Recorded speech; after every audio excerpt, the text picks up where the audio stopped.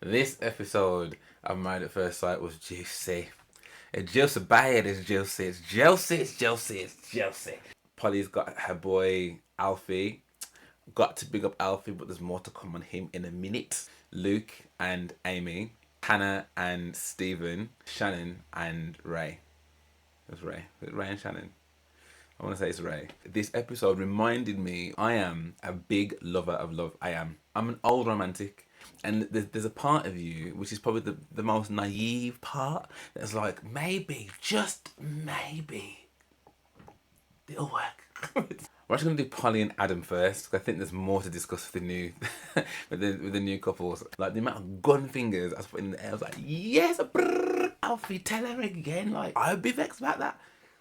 What are you trying to say? You got some fish tank of a gal out here. Do you know what I mean? What you trying to say, bro? What going people then? Well, listen, yeah. This episode of Married at First Sight was juicy. It's juicy bad, it's juicy. It's juicy, it's juicy, it's juicy. Okay, so let's jump straight on into it, yeah. So this episode saw the last of the kind of in-laws family coming to your house stays, right? So that's Polly and Adam, and Polly's got her boy Alfie. Got to big up Alfie, but there's more to come on him in a minute. So yeah, Alfie, and I think Adam's friend, I want to say Liam. Was it Liam?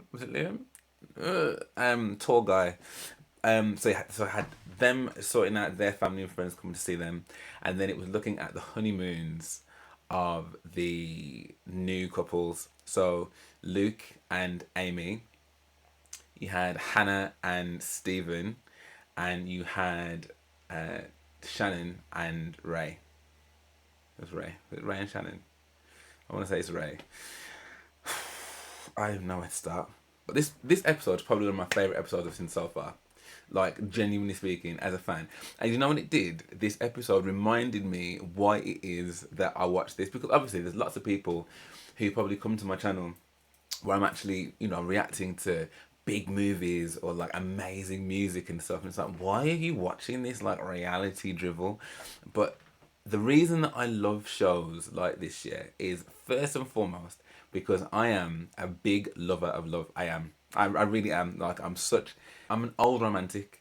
Do you know what I mean? And I love the idea of people falling. I love watching people fall in love and like what that can mean. And I feel like, which is, I guess you can argue either way, but I think this is the reason why these shows are so good, yeah, because, and why people are so invested, because they've watched you fall in love with each other. Do you know what I mean? Like, you've entered into this public forum of love, and you've fallen in love. So a lot of these people, like, they're doing it for the unsung heroes that have like already given up on love, or too busy for love, or whatever. Like, these are people that said, I'm gonna throw a caution to the wind, and I'm gonna try and find love in this really unconventional way. And there's a part of you which is probably the most naive part that's like, maybe, just maybe, it'll work. Do you know what I mean? And I had that feeling in this episode where I could see for Shannon and Ray, and for Luke and Amy, real modes of like love bits. I'm not saying they're in love, but just things that make you go, ah. Like, I had actual face ache at one point when I was watching Luke and Amy. Like, just ah. So anyway, we'll do them one by one. So we're actually going to do Polly and Adam first, because I think there's more to discuss with the new with the new couples later. So Polly and Adam. So Polly is having Alfie come round, and she's going to go meet him at the salon, which is leaving Adam to cook up the meal, right? As it comes in, the camera comes in, like, they're kind of sat on the sofa, and she's kind of just like stroking his arm. And I thought that's quite interesting, because I'm like, that's quite tactile. I wasn't really expecting that level of like, into playfulness or whatever. I wasn't really expecting that. So I thought that's quite interesting. And she's going to go off and see Alfie. Obviously, she's letting Adam, they're both in agreement, really, that Alfie was not Adam's fan. And that, he is quite protective of her and stuff. So he's a bit nervous about seeing him.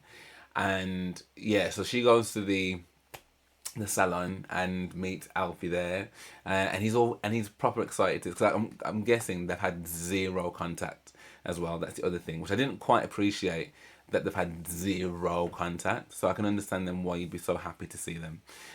So he's like really happy to see her, and they get into it while she's getting her nails done, and she's like, yeah, the attractiveness thing, yeah, it's kind of, I'm not really worried about that anymore.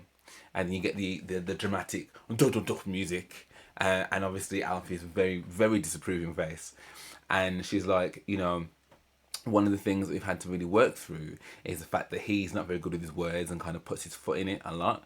And then gives the example of, if someone needed to come and exchange a camel, it wasn't actually a camel, but basically if someone was more interested in me than him, like, would he allow me to go with them? And he said he would.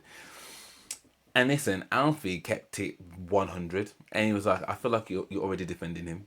And I feel you're defending him because you like him, which basically means that you're biased. And you're biased because you like him. It's like, you don't want to be in a position where someone's making you feel bad because of the way that you look to them, when you're showing them nothing but caring and kindness. Listen, if you could have been in my room while I was watching that show, yeah, like the amount of gun fingers I was putting in the air, I was like, yes, brrr, brrr, brrr, brrr, yes, Alfie, tell her again. Like, this is the reason why you've got best friends, yeah, because sometimes you think you've got the most sense, you feel like you're talking the most sense, yeah, but there's a comedian called Samore, and she is one of the original queens of comedy with Monique, Samore, is it Anne something? I can't remember. I can see her face, I can't remember her name. But anyway, she's one of the queens of comedy, and one of her jokes is about, you ever see someone who's stigmatized?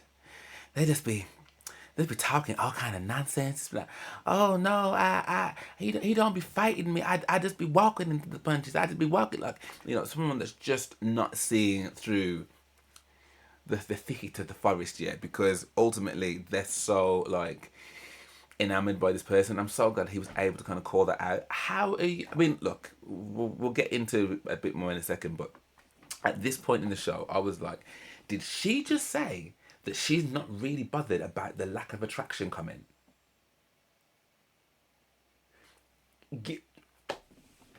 It's you people, you people that like to sit down there and moan about the same thing over and over and over and over again, and don't like to change nothing, because how are you even saying that? How? But okay, whatever. That's what I was thinking at that point of the show, right? Anyway, fast forward, the two friends come over for dinner, but I looked at that plate and I saw a lot of the same colour. Like the chips looked the same colour as whatever slap curry that was. I think he said he didn't make it himself, so he must have ordered it from the Indian. And he had some rice as well. It was all very beige, very, very beige. It didn't look appealing to me, like, at all. And I thought he made it, so let's not shout out that restaurant, yeah. So they're sat down and he's like, so how have you found, Alfie's like, how have you found living together? And Adam's like, what, it's actually been quite chill because we get on so well. We've had to just literally get on with it because everything else has just had to kind of be gotten on with, so this is just another thing that we had to do. At the wedding, I was really pissed off. Man didn't waste no time. He was like, yeah, peed off.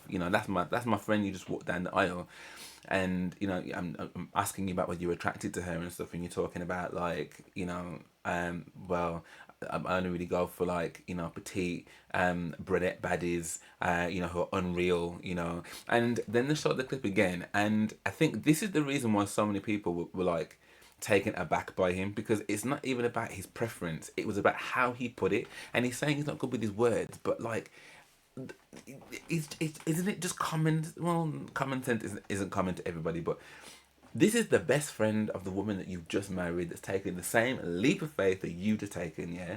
And he's asked you a direct question of, do you find my friend attractive? Now, no one's saying he needed to lie, and he could have just said, look, respectfully, bro, I'm gonna keep it 100, yeah. I don't know if I'm feeling that physical attraction to your friend at the moment. Like, that's just me being like completely honest, and obviously I'd love to say otherwise. And he's like, but I'm just being honest with how I feel at the moment.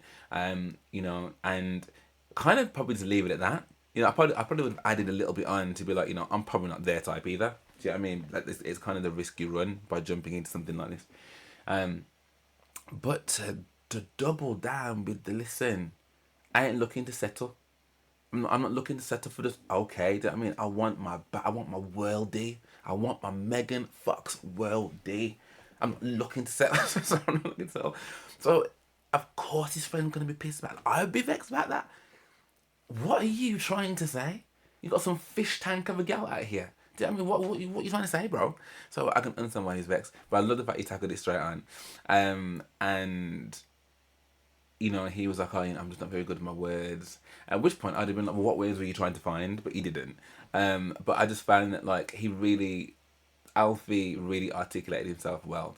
I think he might be my favourite, like, add-on person on this series, like, so far. He's just got his friends back. He's not done too much. He's not done the most. He's been very composed. He's been very mature, rational, reasonable, fair, and really articulated exactly what he wanted to say, and in the way that, like, I think it's almost like even more damaging because he's being so calm about what he's saying. Do you know what I mean? Like, I really, really rate him. And even when, like, they were talking about it, because the conversation, once they were, I mean, I don't know if they even ate that food, but, like, conversation continued, and Polly, Adam's friend, was saying, look, to be real, when I saw Polly, I was like, I know already that 80s type, do you know what I mean? But I already know that the type he's had before a whack anyway, and I could see how well they were getting on, so I feel like this is what he needs. Polly's like, look, the one thing in the relationship that ain't really, going the way I want it to is the sexual side. What I thought was really interesting, right, was that Adam said, when it was just him talking to his brethren, he was like, look, I don't want to end up, we've already done bits, yeah, we've already done bits and had ourselves a nice time. And he's like, but I don't want to do it again and basically, like, give her false hope, because she's going to be like, yeah, finally, that means it's now coming and will continue, when actually it might just be a case that I don't think it's going anywhere. And I'm like, if you're saying you don't see it going anywhere, and so confidently like that as well to your friend, is that kind of how you see it, that you don't see it going anywhere? And if that's the case, then why are you still in this thing? Like, I really don't get it. But anyway, the friend's like, look, I think you need to just basically pull your finger out and just, the way that you build that intimacy is that you become intimate. Like, you're never going to get there if you're just not doing that. So, me and Alfie will do our final cheers, we'll get our taxi, and we'll let you get down. I think it's like, yo, cheers to shagging. Which I thought was really funny. At the end of the episode, then it looks as like all the OG couples that have been on this in-laws week kind of congregate again, and they meet up and they're kind of catching up and stuff. And Polly's talking to Holly, and she's basically telling her that, like, yo, she did wine pan the body. That she got her walk cooking that night, yeah. And she's like, it was great, like, it felt all natural, and da-da-da-da. Adam's also telling the group the same thing. He's, like, jumped over a huge hurdle, and that, look, he's gonna just, like, allow the whole type thing and just go with the flow. If it works, it works. If it doesn't, it doesn't. But, like, he's gonna get out of his own way. Listen, these people are grown. Do you know what I mean? So if they've decided that, like, they've now made this physical jump and it's the right thing for them to do, boss, like, do your thing.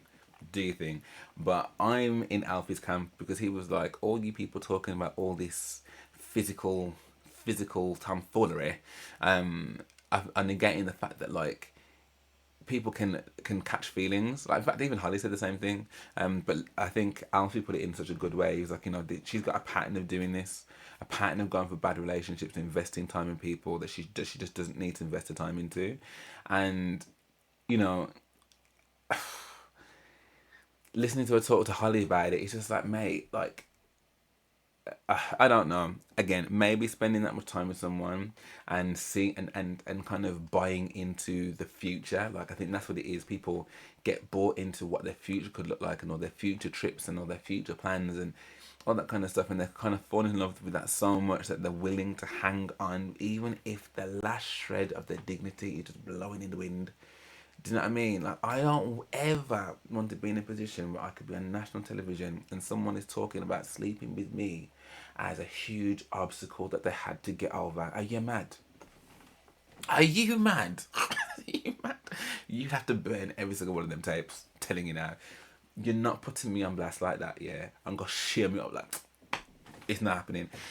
But I feel like Polly's Shane, like, caliber is just a lot higher than most people's. And look, if they end up getting like married and having like 11 kids, then I will eat my word and say, you know what, fair play to both of you for sticking in there, because like everything in my fiber is being like, you just need to come off the TV. And come off the TV, yeah, and go find something else to do, because yo, this ain't. Because even after that, I'd be like, once he did it, I'm like, is he gonna be like, oh my god? And to be fair, it was fantastic. It was great. It was kind of like, look, it is what it is. I've done it. I've paid my dues. Like, do you know what I mean? Like, I've served my time. Like, it wasn't giving like rainbows and fireworks and oh my god, like, do you know what I mean? But listen, Polly, actually, man. So this is what you're fighting for, innit? This is what you're fighting for. That poor show of the Indian food, with that dinner, the obstacle course, intercourse, and the very lackluster non-firework retell of the story. So yo, safe, cool. I say Ray and Sean and Luke and Amy. So we did them together because I feel like they did have kind of similar paths. So Ray and Shannon, I feel like their honeymoon was so in Copenhagen. It was really like, I don't know, just really natural. Like, I'm watching like just natural bants and stuff and natural flirtation just flow. Because again, I wasn't really the biggest fan of her, if I'm honest. I was saying to my best friend, like, I don't know why she's cussing. Like, my man looks incredible. Like, and I can understand him being a model. Like, absolutely, those eyes, Jesus. So I'm like, I don't really get why she's giving such a hard time.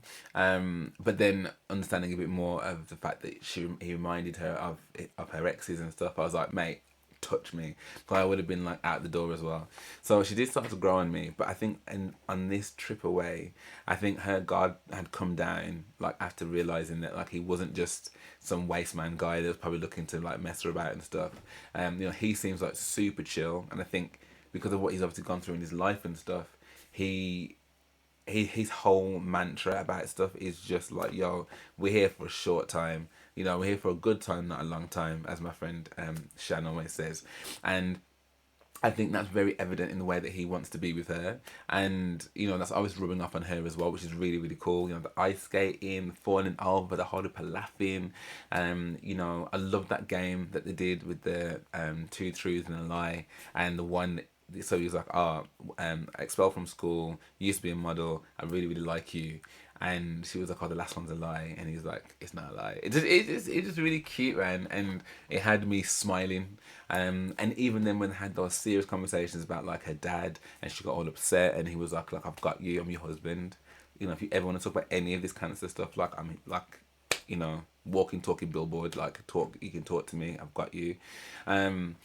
And them finishing off that honeymoon, like having had what looked like a very intimate evening, just seemed really nice, man. Like, really wholesome. And like I said, I've spent the majority of the time when they were on screen just grinning like some damn idiot, like, just ah, ah. So they were really cool. So I really liked that. And then Luke and Amy, I think, again, and like, they got even bigger smiles from me. So, I think, well, when I saw Twitter after Luke and Amy's wedding, there's a lot of people that were just like, he's gross, he's ugh. Wagwan peeps, wagwan. Okay, so yesterday my microphone just decided to stop working. For whatever reason, got no idea. So I've got like a good like half an hour left of this reaction that is just mute. So I can't obviously recreate exactly what I said because I can't even remember, but it cut out when I was talking about Luke and Amy. I was saying that basically everybody was really coming for Luke, and just saying how it was really gross and like all these innuendos and stuff. But I was saying that through this episode yesterday, what was really awesome is that you got to see like, he took his time with Amy because he realised that Amy was a slow burner. And even though I don't know if I'm 150% 50% certain of his intentions. You know what I mean? I don't know, because there's been a couple of things where I've gone, is that as honest as you could possibly be? I don't know. And she's even said, like, I've had to like prise the truth out of him. Like, she mentioned about, you know, the whole relationship thing and how many exes he'd had, and he was like, I've not had any like relationships. And then he mentioned that but there was that 2.5 year relationship that I did have.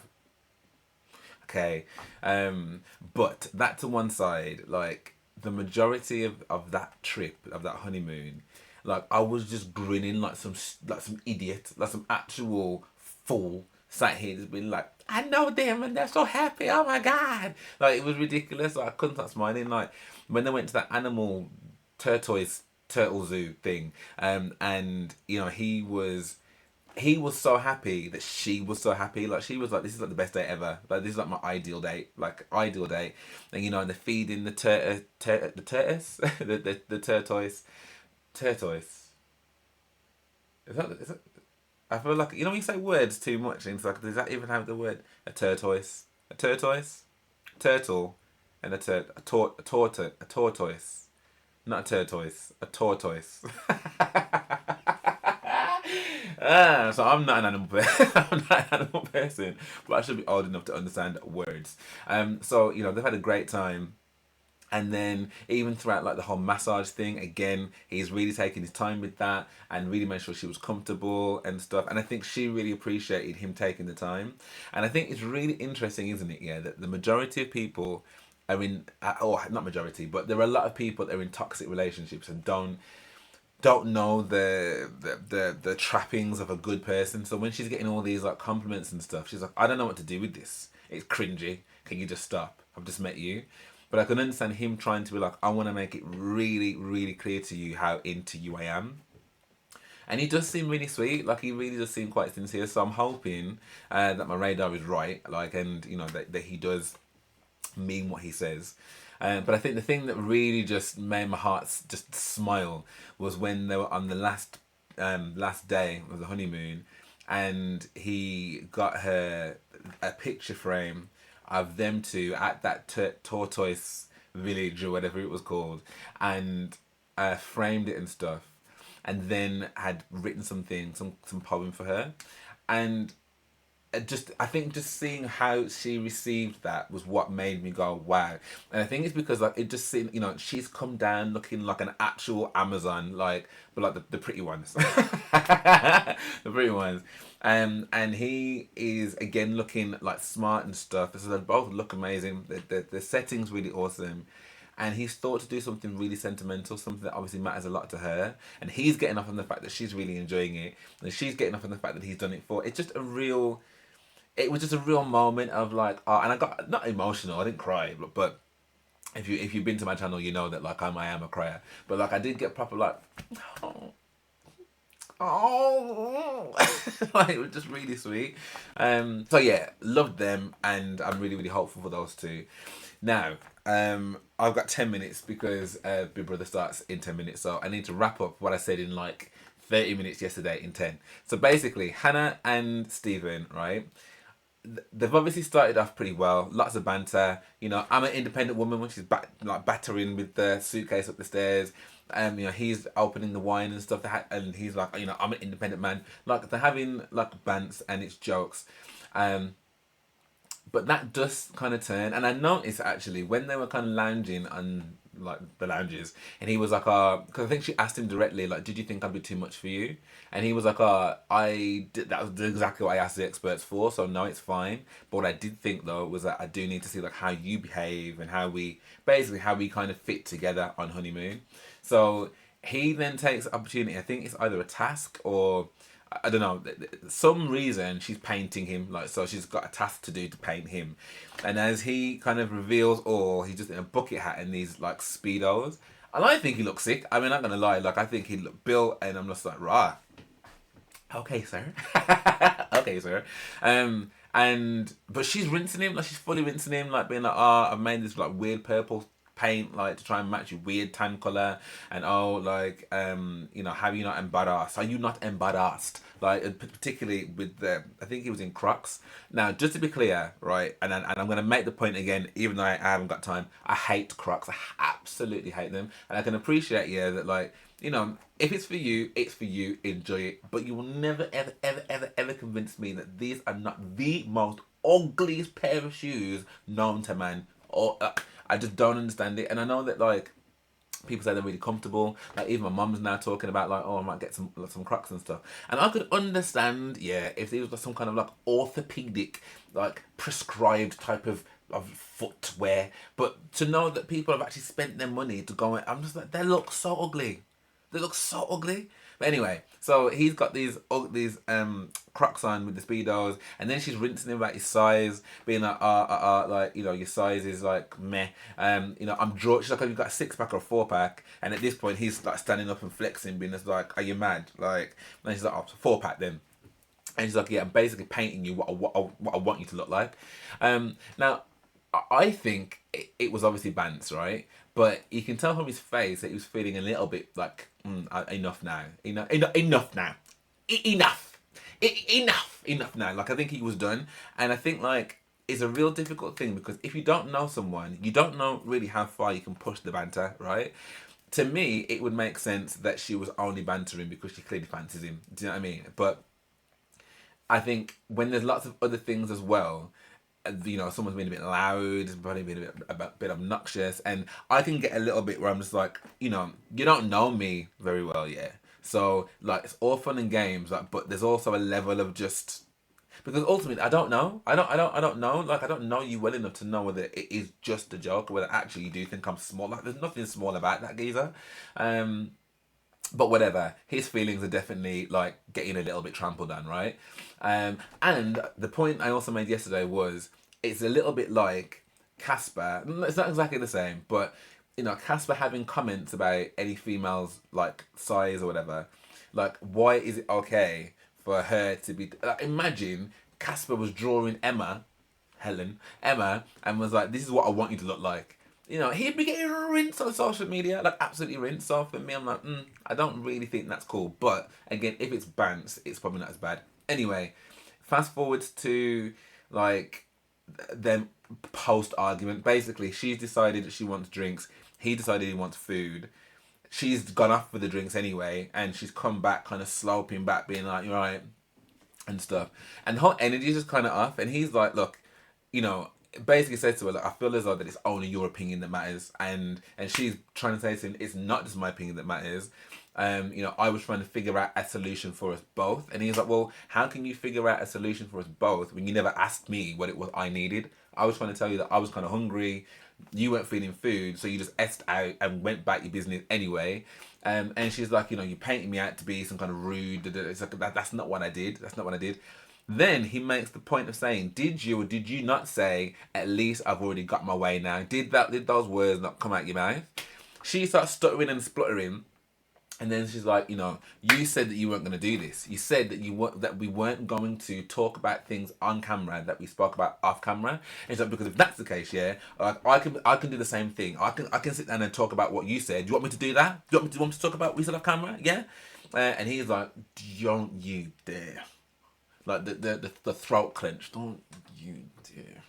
So I'm like, bruh, what was said off camera? And it was at that point really that I remembered that like we're only seeing like this much of them. I mean, listen, if this much of you shows me like that, you know, you've run someone over, well then you probably run someone over. Do you know what I mean? I don't know how much they can really edit that part out, but it does make me think there's probably so many other things that we just haven't seen which will contribute to how people are feeling about their sort of significant others. Anyway, he makes it quite clear that it's something to do with his family, something like super deep, and like, you know, that they wouldn't appreciate being spoken about on camera, and he feels very betrayed that she's done that. Anyway, she storms off. And he then moves out the apartment. He's like, nah, I can't be living with someone like that. I need some space and whatever. Now, my thing is, right, what two things really. One, if this big thing was such a big thing about your family, why have you opened your mouth to someone already and you've known her for 2 days? Like, that's madness. That's madness. Like, do not get me wrong. Like, I can be a chatty patty about my own things, like if I'm wanting to build trust and whatever. But like, I would never go and chat out people's stuff that they've told me, particularly my family, with some stranger. Like, I married you, yes, like, but in the same vein, though, I appreciate that he's probably trying to establish trust, and he probably didn't expect that she would then utilize that. But I also appreciate why she'd be mad, because it's like, irrespective of what it is that you spoke about off camera, you said you weren't going to do it, and you've just done it. So that then shows me that you're not a man of your word. Um, but then I think, depending on what it is, I think I can understand why he felt even more betrayed, because clearly it's family. You just don't mess with that door, that bucket of emotions and his closest people. You don't mess with it. And what it also shows is that you have got the potential to be quite nasty. Do you know what I mean? Already. So I don't really know how to come back from that. But anyway, fast forward to the next day, and like, she kind of comes in, and she's written some stuff down about like how she's feeling and wants to convey that to him. Um, but it was never really an apology. It was just more an acknowledgement of like why I am the way I am, and what, and my defense mechanisms, and yada yada yada. And I think that he was expecting for her to come back and apologize, because I think he was still fuming about it, but she didn't really do that. So I think it was still unresolved. I think it was still simmering underneath. Then it gets to them going for dinner, and it all just erupts, because she's basically saying, so you're going to move back in. Well, he actually starts the conversation by saying, look, just to be clear, and I'm going to have another night back, on my own and whatever. And she's fuming. She's like, these are not none of the things that you promised. You said we were going to talk through things and work through things, that you'd never go to bed on an argument. These are all the things you put in your vows. If you didn't mean them, why are you making promises you can't keep? I wouldn't have even got on the plane.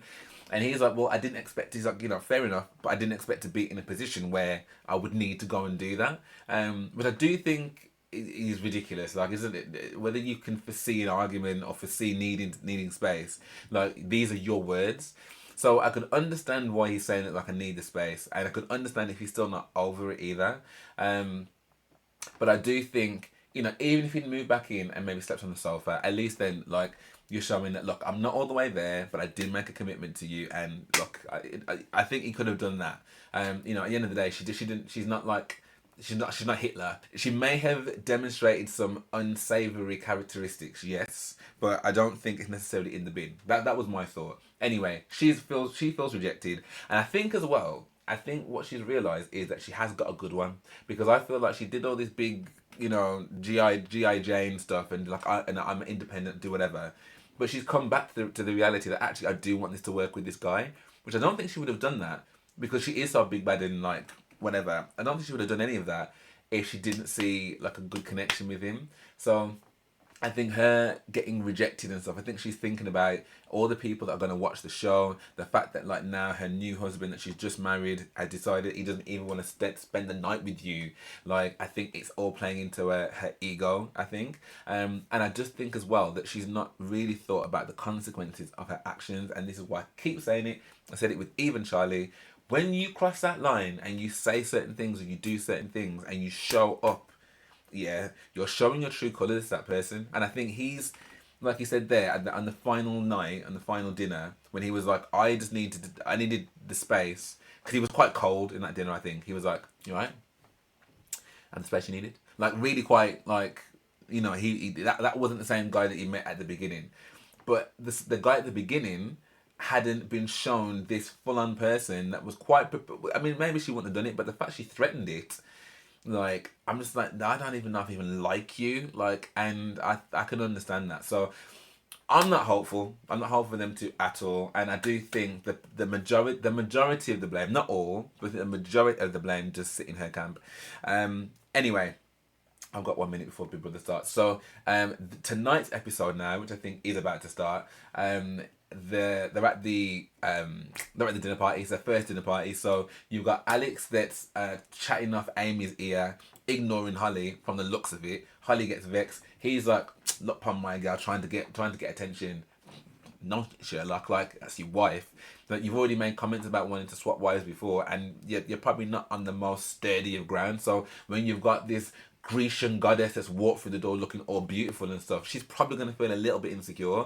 And I would imagine as her man that you'd be like showering her with even more attention to like make sure that she feels comfortable. Do you know what I mean? Like that's just, I mean, I would do that. Obviously, I'm not going to be like walking around like sucking your foot. Like, do you know what I mean? I hate feet. But like, I would at least just making sure that you feel comfortable. And then you've got Stephen and Hannah that also have a bust up at their first dinner party in front of everybody, where she gets up on the table and he's like, oh yeah, off you go again, yeah? Off you go again, yeah? And it's like, mate, this is not a good look at all for nobody. So, yeah, I'm very, very keen to see what happens in the dinner party tonight now. But yeah, that was a really, really good episode. It had all the love bits and the like the hope bits, but it also had all that turmoil. And as a viewer, I was like, nah, man, this was juicy. Anyway, I'd love to know what you guys thought of this. If you did enjoy this reaction, then please do drop me a like and subscribe. That'd be amazing. Thank you very much. And yeah, I'll see you on the next one, which will be later.